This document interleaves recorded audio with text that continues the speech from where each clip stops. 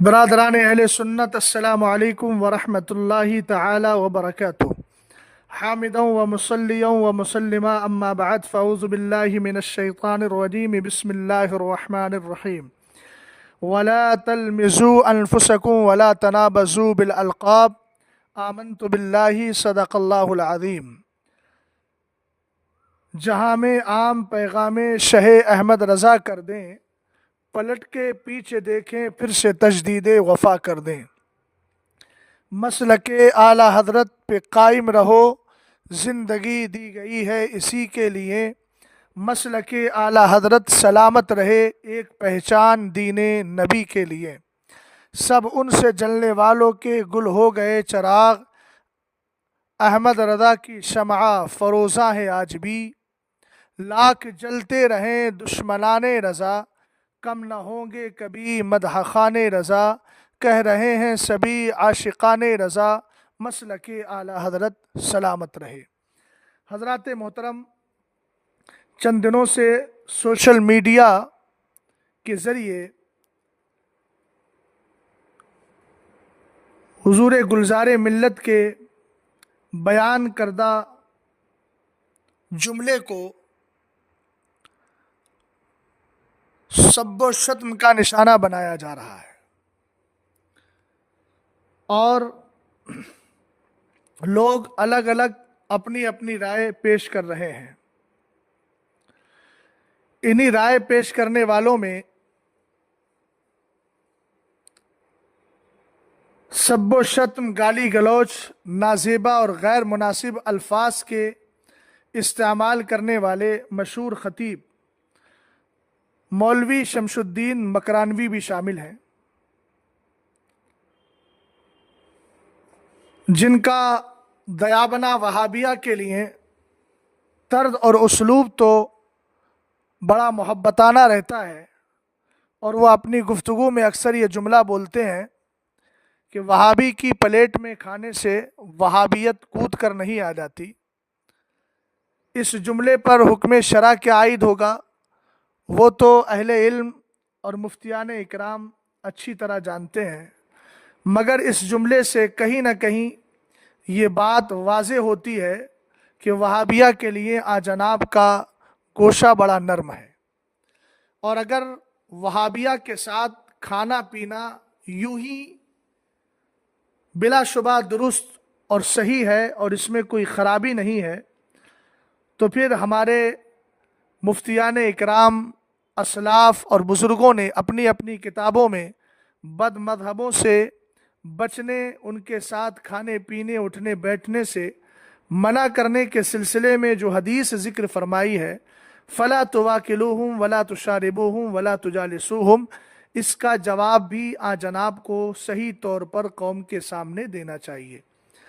مگر میرا جو مستدل ہے اور میری جو گفتگو کا اصل پوائنٹ ہے وہ یہ ہے کہ جس جناب کا وہابیہ دیابنا کے لیے رویہ اس قدر نرم ہو، وہ اہل سنت والجماعت کے ایک عظیم پیر اور سنی شیخ العقیدہ خانقاہ مصولی کے سجادہ کے لیے ایسے الفاظ کا استعمال کر رہے ہیں، لگتا ہے کہ انہوں نے یہ جملہ بول کر کسی کفر کلامی کا ارتکاب کر لیا ہو،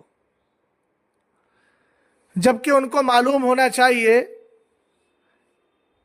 کہ دعوت و تبلیغ کا یہ اصول نہیں ہے اور یہ ضابطہ اور طریقہ نہیں ہے جو آپ نے اختیار کیا ہے۔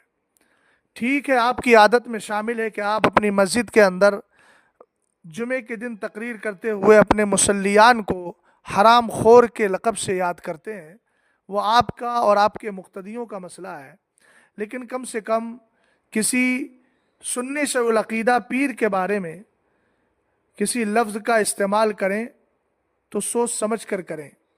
ویسے تو قرآن پاک میں پیر یا غیر پیر کسی کی تخصیص نہیں ہے، جو بھی مسلمان ہے، سنی شیخ العقیدہ ہے، اس کے لیے ہمیں اچھا اسلوب اختیار کرنا چاہیے۔ قرآن کہتا ہے وَلَا تَلْمِزُوا أَنفُسَكُمْ وَلَا تَنَابَزُوا بِالْأَلْقَابِ، اور آپس میں طعنہ نہ کرو اور ایک دوسرے کے برے نام نہ رکھو۔ ظاہر سی بات ہے، کسی کو بدھو کہنا، جاہل کہنا یہ قرآن پاک کی اس آیت کریمہ کے سراسر خلاف ہے، اور اس میں جو نہیں ہے اس پر عمل کرنا ضروری ہے، اور نہ بچنے کی صورت میں انسان گناہگار بھی ہوگا۔ اور جس نے کسی کو ایذا رسانی کی ہے، کوئی مسلمان اگر اس کی ایذا کی زد میں آیا ہے تو اس پر عند الشرع توبہ بھی لازم ہے۔ گلزار ملت نے اگر یہ جملہ بولا تھا تو مولوی شمس الدین مکرانوی کی شرعی اخلاقی ذمہ داری بنتی تھی کہ وہ براہ راست ان سے اس مسئلے کی، اس بات کی مراد معلوم کر لیتے، اور اگر اتنا نہیں کر سکتے تھے تو خود کو مفتی کہلواتے ہیں، تو ان کو چاہیے تھا کہ اس پر جو حکم شرع ہے وہ حکم شرع بیان کرتے۔ چونکہ ہم بہت سارے فنون پڑھتے ہیں، لیکن آخر میں آ کر کے عند الشرع جو حکم ہوتا ہے اسی کا اعتبار ہوتا ہے۔ آیا ان کا یہ جملہ شریعت کی نظر میں ناجائز ہے، حرام ہے، گمراہی ہے، بد مذہبی ہے، کفر کلامی ہے، کفر فقہی ہے، کس زمرے میں آتا ہے؟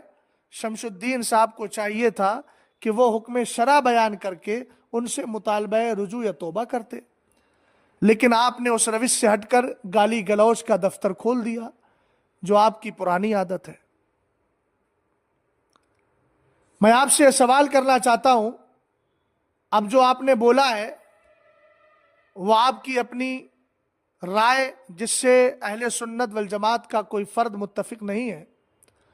یہ الگ بات ہے کہ جناب امین القادری صاحب اس سے متفق ہو گئے ہوں، چونکہ وہ بھی اس گفتگو میں شامل تھے، وہ بھی اس گفتگو کو سن رہے تھے، اب تک ان کا کوئی وضاحتی بیان یا برات نامہ نہیں آیا ہے۔ لیکن میں یہاں ایک بات جملہ اہل سنت سے عرض کرنا چاہوں گا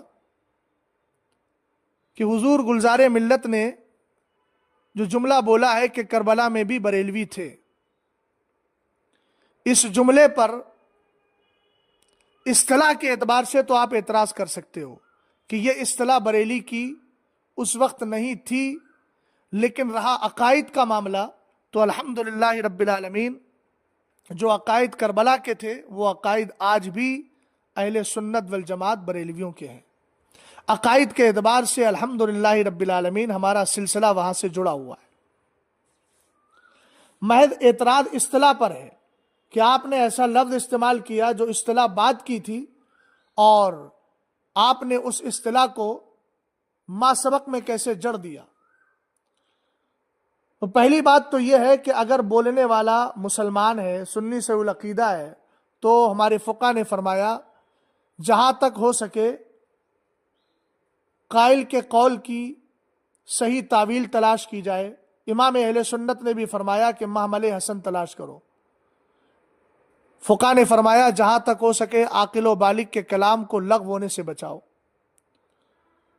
اب میں مولوی شمس الدین مکرانوی سے پوچھتا ہوں کہ آپ کا اختلاف صرف اصطلاح پر ہے نا، کہ یہ اصطلاح آج کی ہے اور آپ نے جڑ دی کربلا میں،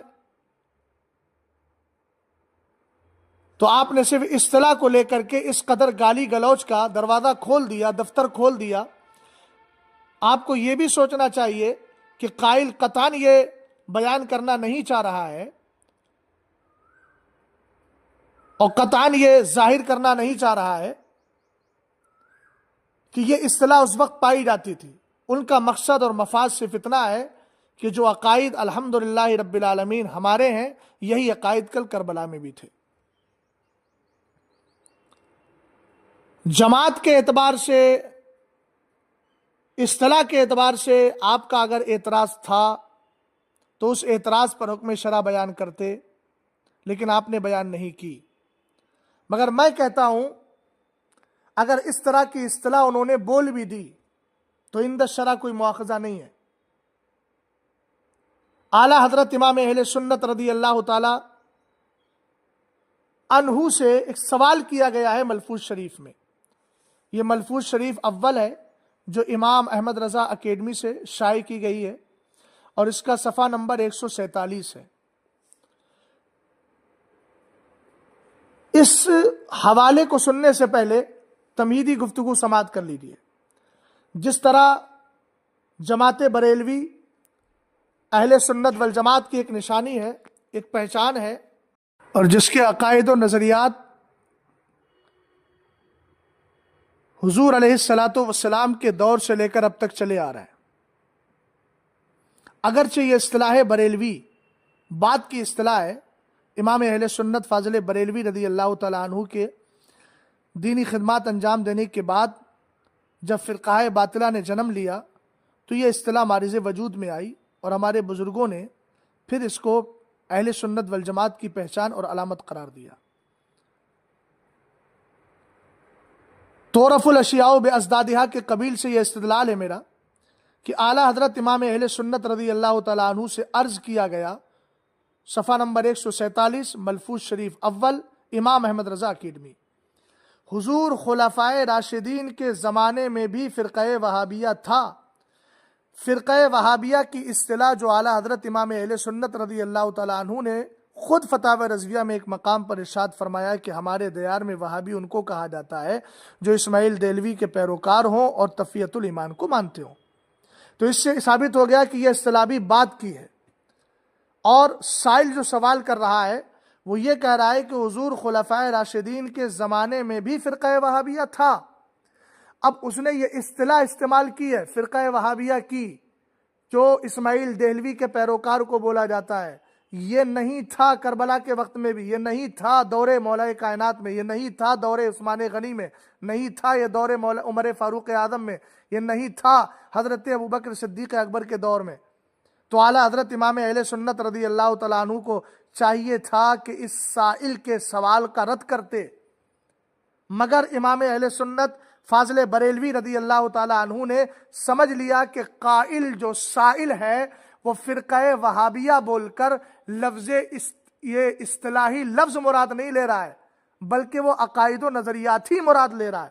تو امام اہل سنت رضی اللہ تعالیٰ عنہ نے فرمایا ارشاد میں، ہاں یہی وہ فرقہ ہے جسے عبداللہ ابن عباس رضی اللہ تعالی عنہما نے امیر المومنین حضرت علی کرم اللہ وجہہ الکریم سے فہمائش کی اجازت چاہی تھی، اور بحکم امیر المومنین تشریف لے گئے اور ان سے پوچھا کیا بات امیر المومنین کی تم کو ناپسند آئی۔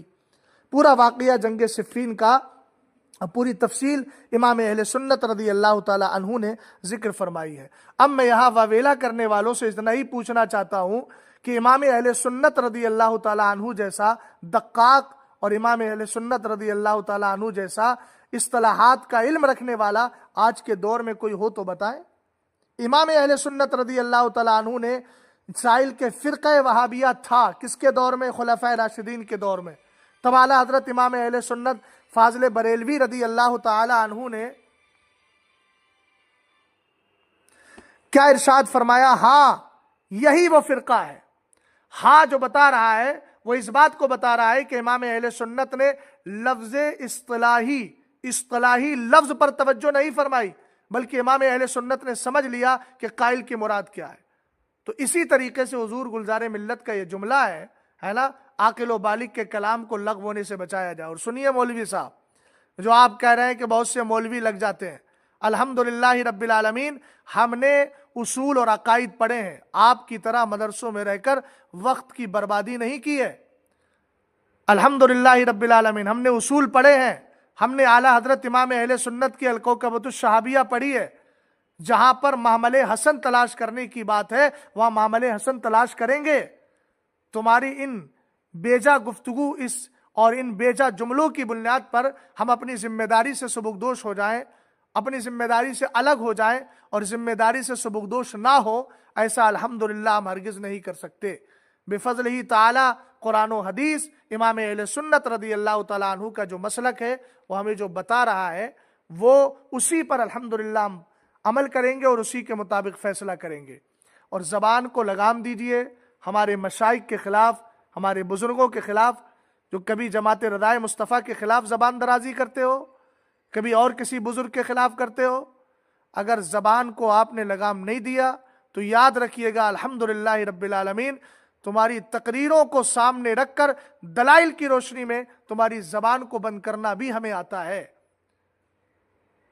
جو اصول ہے تقریر کا، دعوت و تبلیغ کا، اسی پر رہیے۔ گالی گلوچ مت کیجیے. اگر آپ زبان رکھتے ہیں تو اللہ تعالیٰ نے اوروں کو بھی زبان عطا فرمائی ہے.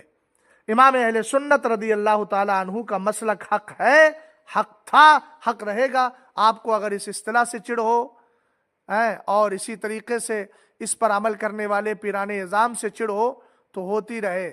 اس سے الحمدللہ ہم اہل سنت والجماعت مسلک اعلیٰ حضرت کے ماننے والوں پر کوئی فرق نہیں پڑتا. اور کسی دوسرے پر انگلی اٹھانے سے پہلے اپنے گریبان میں جھانک کر دیکھ لو. تقریروں میں جو تم نے حدیثوں کا تمسخر اڑایا ہے، رسول کریم صلی اللہ تعالیٰ علیہ وسلم کے فرامین کا، وقت آئے گا تو انشاءاللہ اس کو بھی ہم دلائل کی روشنی میں بیان کریں گے. اللہ تعالیٰ سے دعا ہے کہ اللہ تعالیٰ تمہیں بھی سمجھ عطا فرمائے، اور تمہارے اس ٹولے میں جتنے حضرات ہیں اللہ ان کو بھی سمجھ عطا فرمائے، اور سب کو مسلک اعلیٰ حضرت پر چلنے کی توفیق عطا فرمائے. ہم سب کو سادات اکرام، بزرگان دین، اسلاف، مشائخ اور خانقاہوں کے احترام کی توفیق عطا فرمائے. اسلام زندہ باد، مسلمان پائندہ باد. السلام علیکم ورحمۃ اللہ تعالی وبرکاتہ.